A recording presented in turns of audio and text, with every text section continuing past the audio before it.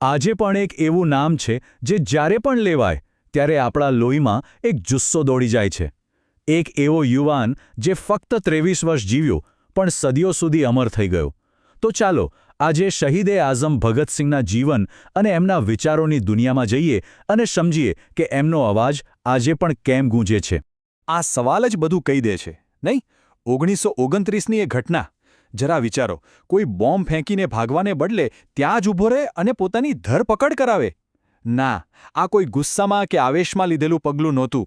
આની પાછળ એક બહુ ઊંડી અને સુનિયોજિત યોજના હતી. પણ સવાલ એ છે કે આવું જોખમ શા માટે? જુઓ, ભગતસિંહ જે પણ હતા એ એમના અનુભવો અને એમના ઉછેરનું પરિણામ હતું. એમના મનમાં ક્રાંતિની જે આગ હતી એ કંઈ એક રાતમાં નથી પ્રગટી. એને સમજવા માટે આપણે થોડું પાછળ જવું પડશે, એમના જીવનની એ ઘટના ઉપર જેણે એમને ભગતસિંહ બનાવ્યા. એમનો જન્મ જ એક એવા ઘરમાં થયો હતો જ્યાં દેશભક્તિ જાણે હવામાં ભળેલી હતી. એમના પિતા, એમના કાકા બધા જ આઝાદીના લડવૈયા હતા. પણ બે ઘટનાઓ એવી બની જેણે એમના બાળપણ પર, એમના મન પર ક્યારે ન ભૂંસાય એવી છાપ છોડી દીધી. કલ્પના કરી શકું છું.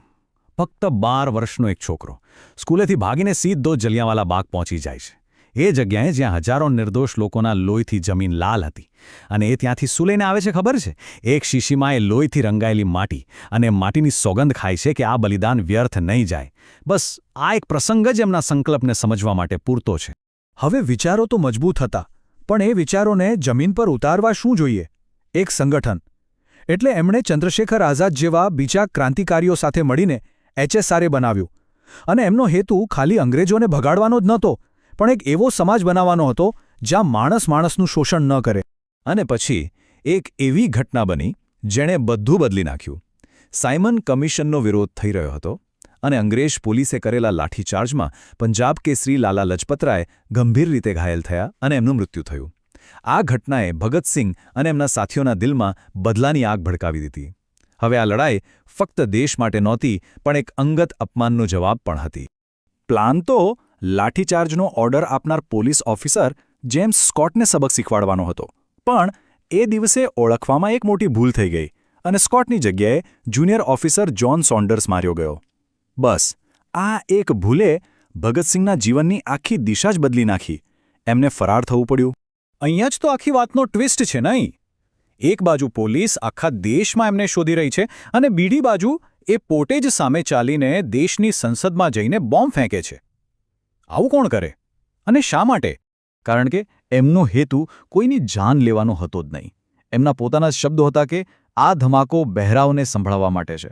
એ બ્રિટનની સરકારના એ બહેરા કાનો ખોલવા માંગતા હતા જેમને કરોડો ભારતીયોની પીડા સંભળાતી નહોતી. આ આખું દ્રશ્ય જાણે કે એક નાટક જેવું હતું. એકદમ પરફેક્ટ પ્લાનિંગ. એસેમ્બલીમાં ગયા, એવી જગ્યાએ બોમ્બ ફેંક્યા જ્યાં કોઈ બેઠું નહોતું. હવામાં પત્રિકાઓ ઉડાવી, નારા લગાવ્યા અને પછી શાંતિથી પોતાની જાતને પોલીસના હવાલે કરી દીધી. આ બધું એક મોટા હેતુ માટે હતું, દેશને જગાડવા માટે.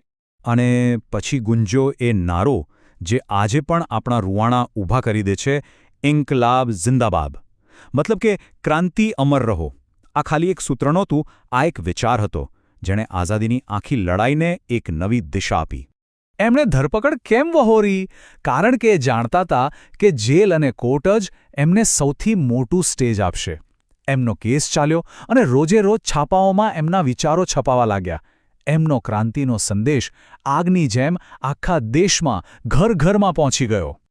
જો કે અંગ્રેજ સરકારે એસેમ્બલી બોમ્બ કાંડને બાજુ પર મૂકીને પેલો જૂનો કેસ ફરીથી ખોલ્યો, જ્હોન સોન્ડર્સ હત્યા કેસ. અને એમને એ કેસમાં મુખ્ય આરોપી બનાવ્યા, જે ઇતિહાસમાં લાહોર ષડયંત્ર કેસ તરીકે ઓળખાયો. લાંબી સુનાવણી ચાલી, પણ ચુકાદો તો પહેલેથી જ નક્કી હતો. ભગતસિંહ, સુખદેવ અને રાજગુરુ ત્રણેયને ફાંસીની સજા ફટકારવામાં આવી. અને જ્યારે એ હસતા મોઢે ફાંસીના માંચડે ચડ્યા ત્યારે એમની ઉંમર કેટલી હતી ખબર છે? ફક્ત 23 વર્ષ. આ એક આંકડો જ એમના બલિદાનની આખી ગાથા કહી જાય છે. પણ જેલની એક કોઠડીમાં પણ ભગતસિંહ હાર્યા નહોતા. એમનું એક હથિયાર હજી પણ એમની પાસે હતું, અને એ હતું એમનું ભેજું અને એમની કલમ. ફાંસીની રાહ જોતા જોતા એમણે એટલું બધું લખ્યું, એટલા ઊંડા વિચારો આપ્યા, જે આજે પણ લોકોને પ્રેરણા આપે છે. એટલે જ ભગતસિંહને ફક્ત બંદૂકવાળા ક્રાંતિકારી કહેવા એ બહુ મોટી ભૂલ છે. એ તો એક વિચારક હતા.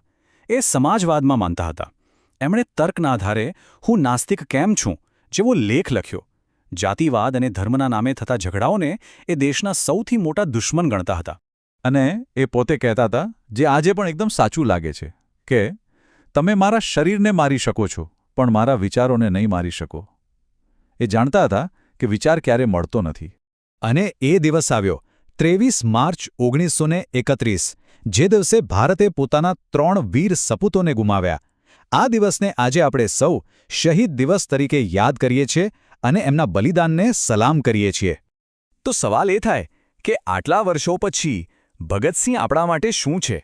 શું એ ફક્ત ફોટામાં દેખાતા એક ક્રાંતિકારી છે, કે પછી એનાથી કંઈક વધારે?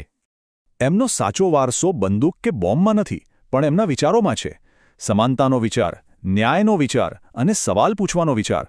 એમણે યુવાનોને ફક્ત લડવાનું જ નહીં, પણ વિચારવાનું પણ શીખવ્યું. અને આ જ વાત એમને આજે પણ પ્રાસંગિક બનાવે છે. અને અંતમાં એમનો એ જ નારો આપણને યાદ અપાવે છે કે સાચા અર્થમાં ક્રાંતિ ક્યારેય પૂરી થતી નથી. એ હંમેશા જીવંત રહે છે. ઇન્કલાબ જિંદાબાદ.